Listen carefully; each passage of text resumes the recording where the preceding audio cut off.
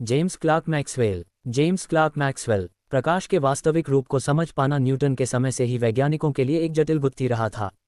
इसके लिए विभिन्न वैज्ञानिकों ने भिन्न भिन्न अवधारणाएं प्रस्तुत की थीं। किसी ने प्रकाश की व्याख्या कणों के रूप में की तो किसी ने इसे तरंगों के रूप में व्याख्यायित किया। अधिकतर वैज्ञानिकों ने प्रकाश को चलने के लिए ईथर जैसे माध्यम की कल्पना की। मैक्सवेल से पहले प्रकाश को समझने के लिए जितने भी सिद्धांत प्रस्तुत किए गए वे सब किसी न किसी रूप में अधूरे ही थे। इस गुत्थी को सुलझाया ब्रिटेन के वैज्ञानिक जेम्स क्लार्क मैक्सवेल ने। उन्होंने प्रकाश का विद्युत चुंबकीय सिद्धांत प्रतिपादित किया जो सभी प्रयोगों की कसौटी पर खरा उतरा। अपने इस सिद्धांत के द्वारा ही मैक्सवेल विश्व के महानतम वैज्ञानिकों की श्रेणी में आ गए। कौन जानता था कि गांव में जन्मा एक सीधा सादा बालक एक दिन विज्ञान का ऐसा सिद्धांत प्रस्तुत करेगा जो विश्व भर में उसके नाम का डंका बजा देगा और भौतिकी की अनेक समस्याओं का समाधान कर देगा। मैक्सवेल बचपन में बहुत ही सीधे सादे थे और साधारण कपड़े पहनते थे। इसलिए उनके सहपाठी उन्हें दफती मूर्ख कहकर चिढ़ाते थे। इनका जन्म ब्रिटेन के एडिनबर्ग नामक स्थान में हुआ था। इनके पिता ग्लेनेयर एक धनी व्यक्ति थे। दुर्भाग्यवश जब इनकी उम्र केवल 8 वर्ष की ही थी तभी इनकी मां की मृत्यु हो गई।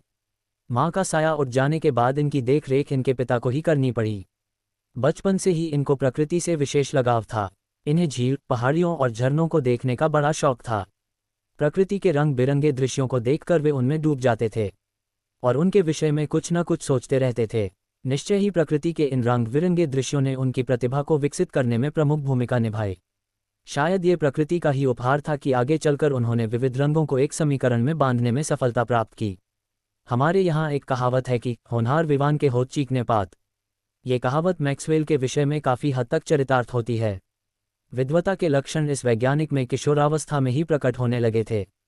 15 वर्ष की उम्र में ही इन्होंने कार्टीशियन ओवल बनाने की एक यांत्रिक विधि खोज निकाली थी। कार्टीशियन ओवल ज्यामिति में एक विशेष प्रकार का वक्र होता है।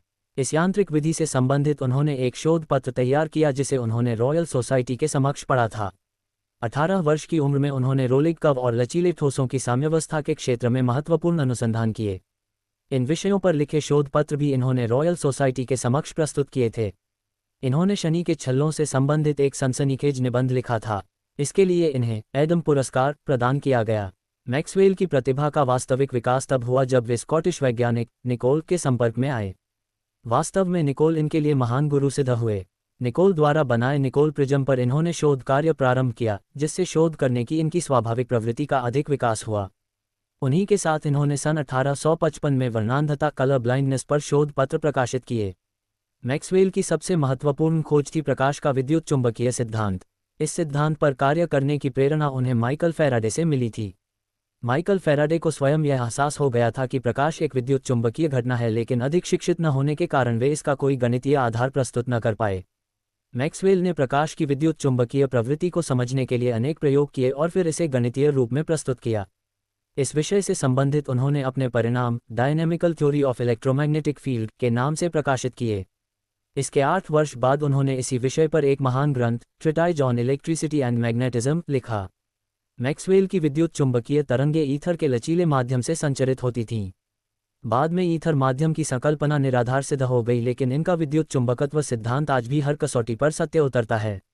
विद्युत चुंबकीय सिद्धांत के अतिरिक्त इन्होंने एक चक्ति का निर्माण किया जो मैक्सवेल चक्ति के नाम से प्रसिद्ध हुई।